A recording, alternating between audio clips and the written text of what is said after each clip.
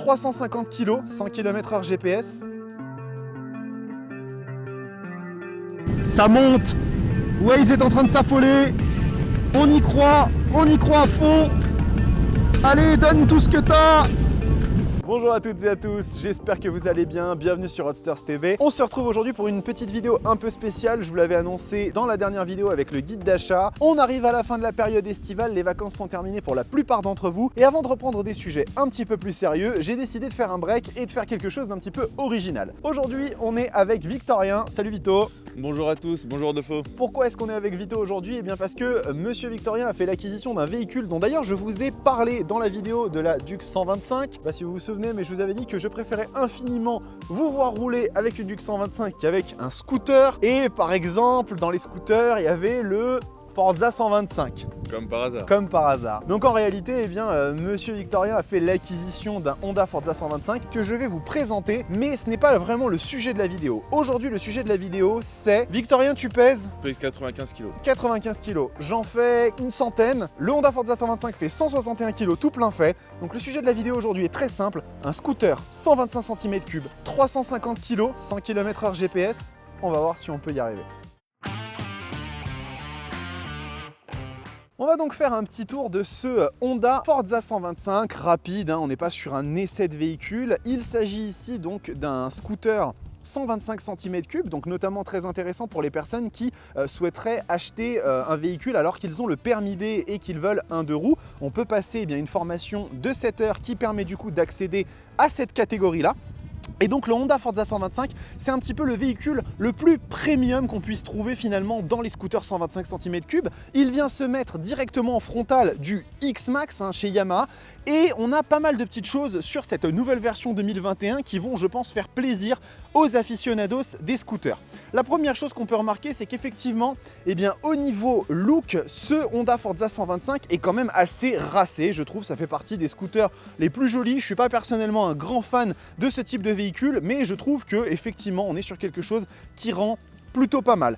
On a quelques petites mignardises vraiment sympathiques, notamment la possibilité d'avoir du keyless, donc un système sans clé qui permet de démarrer la machine sans avoir besoin de mettre la clé. Pratique pour ne pas l'oublier et surtout pratique pour ne pas avoir de Neyman et donc se le faire voler plus facilement.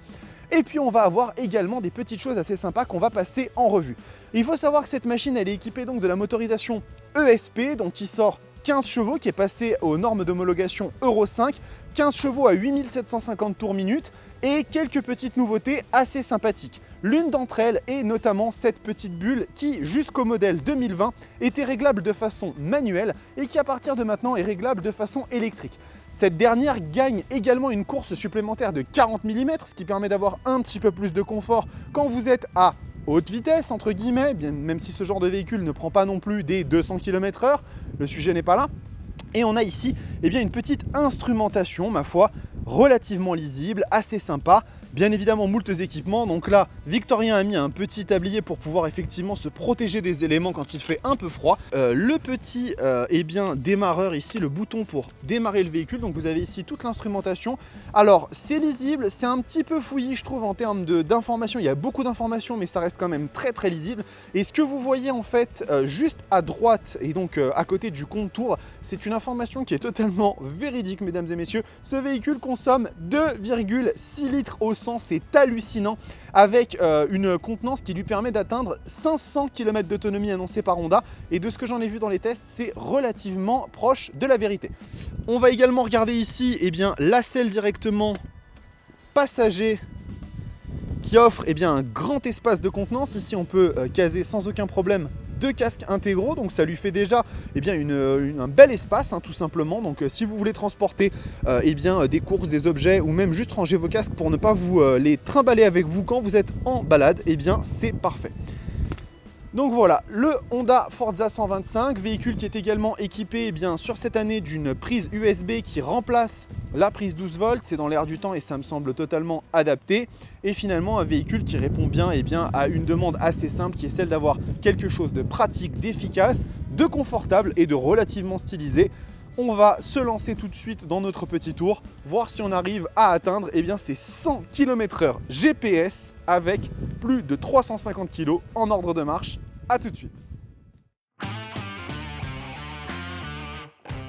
Allez, donc on est parti pour ce petit tour donc du Honda Forza 125. Donc on va faire une petite virée en ville rapide, histoire de vous présenter rapidement le véhicule. Ce serait quand même dommage puisque on l'a entre les mains, autant vous montrer un petit peu comment ça fonctionne. C'est un convertisseur, hein, on n'a pas de passage de vitesse à proprement parler. Donc le levier gauche va servir pour le frein arrière et le levier droit pour le frein avant. On a un véhicule qui globalement avec ses 161 kg eh bien, est très maniable, hein. C'est vraiment un petit vélo, ça se manie très très facilement. Sachant que là actuellement j'ai Victorien hein, en tant que passager, hein, il est en sac de sable et ça passe très très bien. Le véhicule est facilement eh bien, manœuvrable en ville, ça passe très très bien. Aucun souci à ce niveau là. Comme je l'expliquais tout à l'heure, donc on est sur un système keyless, donc ça évite d'avoir à sortir ses clés. Et puis en plus de cela, eh bien, on a un start and stop, un système idling stop qui arrête le moteur du véhicule dès lors qu'on est à l'arrêt. Donc ça c'est plutôt bien vu de la part de Honda. On a une belle visibilité au niveau des rétroviseurs, ça passe plutôt bien. Pareil, le eh bien, réglage de la bulle de façon électrique, je peux quand même la monter assez haut. Donc ça c'est pas mal du tout. Et puis globalement, eh bien, écoutez, un véhicule qui sert à ça, hein, à se déplacer en ville, à faire des petits trajets sur des routes un petit peu plus rapides, mais pas non plus de la grosse autoroute pendant des centaines de bornes. Mais pour ce qu'il propose, eh bien là, j'ai envie de dire que le pari est tenu. Hop, on va faire ici un petit demi-tour juste pour voir le rayon de braquage du véhicule. Je sors quand même le pied parce que j'ai peur, j'ai un peu peur, mais finalement tout se passe très très bien, le rayon de braquage est très très bon. On a un petit klaxon sur lequel j'ai appuyé sans faire exprès, hein, bien sûr. Et globalement, eh bien, finalement, un véhicule premium pour cette catégorie-là, qui s'emmène très bien, avec pas mal de petits aspects pratiques sympathiques. Des vides-poches, hein, on en a un ici. On a bien évidemment le grand espace sous la selle. Le petit top case qui a été rajouté par Victorien. Alors ça, c'est bien évidemment en option, mais qui rajoute un espace de stockage assez important. Et globalement, bah écoutez, un véhicule qui fait bien son office hein, en termes d'utilitaire, ça passe très bien, on ne lui en demandera pas plus. Par contre maintenant, on va aller vérifier si le titre de la vidéo est putaclic ou pas. On va essayer de prendre les fameux 100 km/h GPS avec 2 passagers. A tout de suite.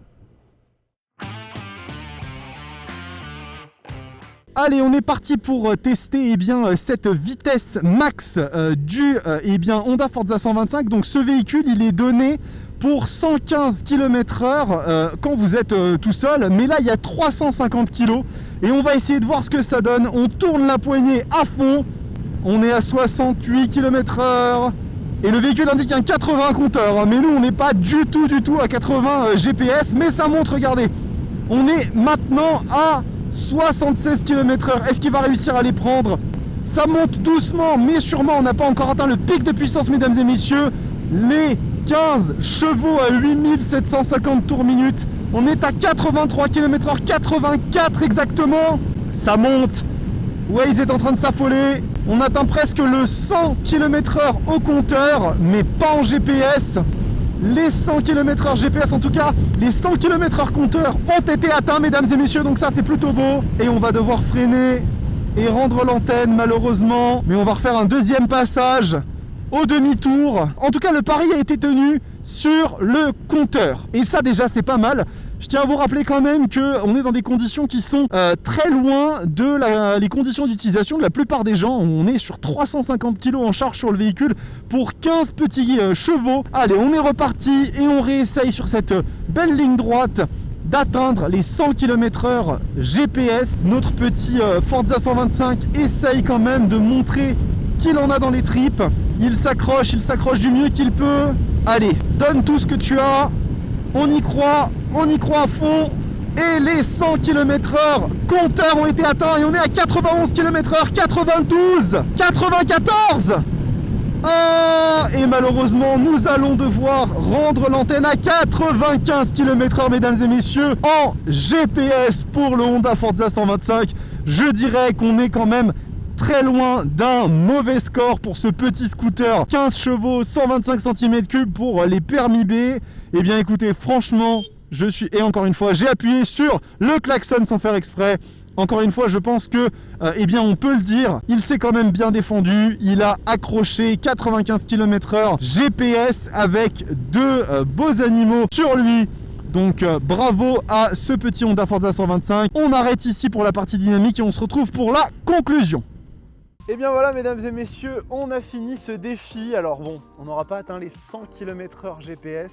Non, c'est frustrant. Mais au final 350 kg quand même. Ça fait beaucoup. On est des belles bêtes, donc au final 95 km/h GPS sur un véhicule de 15 chevaux, moi je trouve que c'est pas mal. C'est pas mal, après c'est sûr que j'aurais bien aimé atteindre les 100 par ego, disons. Il le modifiera peut-être. Et bien voilà mesdames et messieurs, cette vidéo est terminée et mes cheveux aussi. Donc comme je vous l'avais dit, c'était une petite vidéo courte et bien pour la fin de la période estivale. Par contre, à partir de la semaine prochaine, on reprend avec un essai d'un véhicule un petit peu particulier, une marque pas si connue que ça, mais je pense que vous allez vraiment apprécier parce que c'est un véhicule très particulier, très sympa. En attendant, je vous le dis, je vous le répète, abonnez-vous à la chaîne. Partagez, c'est important, on n'arrête pas de grossir et je vous l'ai dit, l'objectif c'est de casser le YouTube game francophone moto. Donc je compte sur vous et je vous dis à la semaine prochaine pour de prochains essais. Portez-vous bien, ciao.